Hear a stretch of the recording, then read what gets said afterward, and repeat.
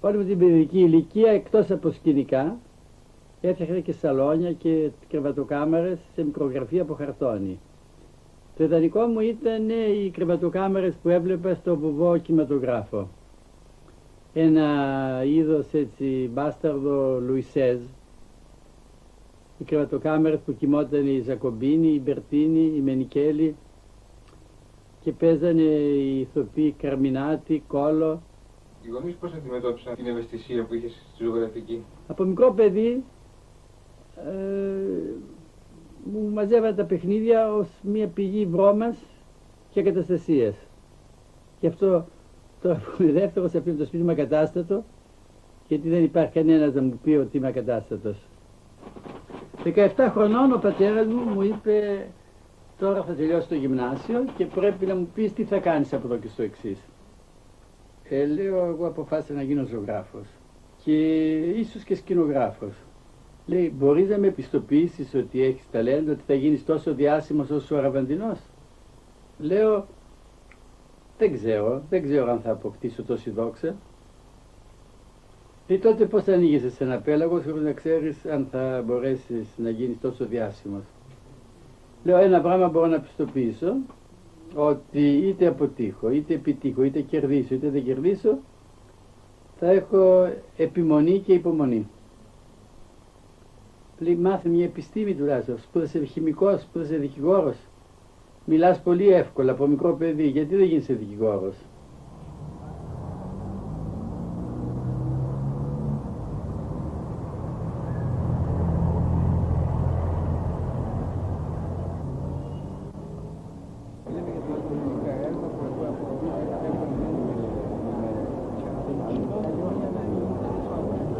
Έκανα μια ζωγραφική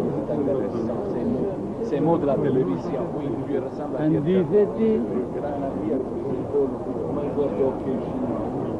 από τη ζωγραφική που βλέπεις στις γαλερί όλο τον κόσμο. Αν να με πάρει σαν ένα πληροφόρητο, αν να με πάρει σαν ένα πληροφόρητο, ετώνησε να με εκθέσει, να με παρουσιάσει και να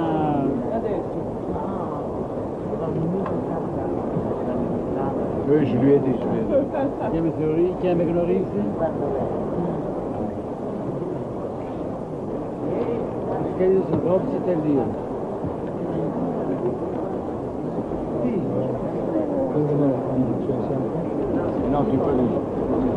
Μια ζωγραφική που περιφρονεί τα υποπαράγωγα του σουρεαλισμού, που δεν είναι αφηρημένη, που δεν έχει διαμαρτυρίες για το σύστημα, που έχει φυλακίσει για το σύστημα που έχει φυλακίσει τους ανθρώπους, όχι από τη λέει και τη ζηλία με τους ισχυρούς.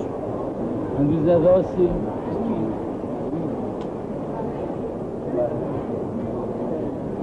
είναι ιδανικό ζωή, τους γυμνούς από κάθε ιδανικό. Μήπως θα θέλετε να προσθέσετε για την επιλογή των έργων που κάνετε, τι κάνετε εσείς την επιλογή, πώς έγινε με ποια κριτήρια? Και να διαβάσουμε τι έχω γράψει και...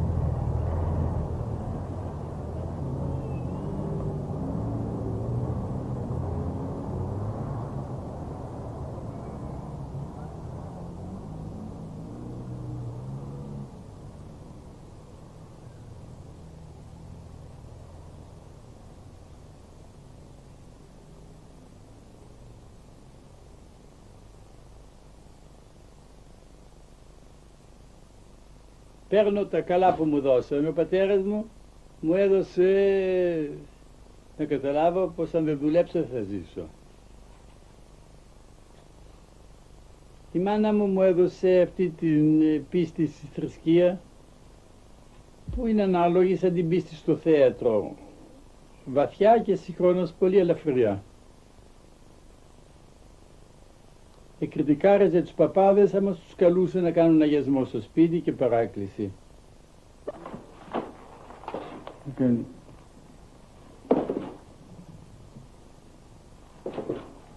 Πρέπει να κάνω κάτι μετά, το έχουμε τους γερικά. Ναι, το ξέρω αυτές τις Πιο λίγο, όχι για πολύ. Δεν το ξέρω, Μαραθέ μου, δεν το ξέρω, Παναθέμα μου. Δεν το ξέρω αν ήταν για το καλό ή το κακό που είναι αυτός ο πόλεμος. Και φύγανε στο μέτωπο τα δύο παιδιά μου. Ο Βαγγέλης μου καλέ ο πιο μεγάλος και ο Θανάσης μου ο πιο μικρός. Γιατί εδώ που στέκονταν είχε φουσκώσει ο ποταμός και όλο είχαν μια αγκούσα και θα είχαμε κακά ξεμπερδέματα. Τέλος πάντων δεχτήκανε να γίνω ζωγράφος, να το λέω τουλάχιστον ότι θα γίνω ζωγράφος, εάν πάω στη Σχολή Καλών Τεχνών. Στη Σχολή Καλών Τεχνών πήγα το 1928, 29 και έφυγα το 34.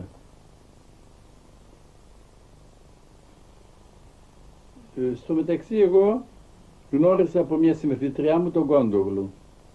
Μου είχε κάνει μεγάλη εντύπωση αυτή η λαϊκή τέχνη που έκανε ο Κόντογλου, το Βυζάντιο, όλα αυτά τα πράγματα, και σιγά σιγά άλλαξα νοοτροπία, άλλαξα ζωή. Βέβαια όταν γίνηκα μαθητής του Κόντογλου δεν είχα τον ίδιο ενθουσιασμό που είχα όταν τον γνώρισα. Ήδη ο Κόντογλου κάνοντας ζωγραφική και όχι πια σχέδια και χαρακτικά με ικανοποιούσε λιγότερο. Αλλά υπήρξε ένας καλός μαθητής και ένας καλός συνεργάτης. Μάλιστα 2-3 έργα που θεωρούνται του Κόντογλου τα έχω κάνει εγώ, αλλά δεν είχα καμία φιλοδοξία να βάλω την υπογραφή μου.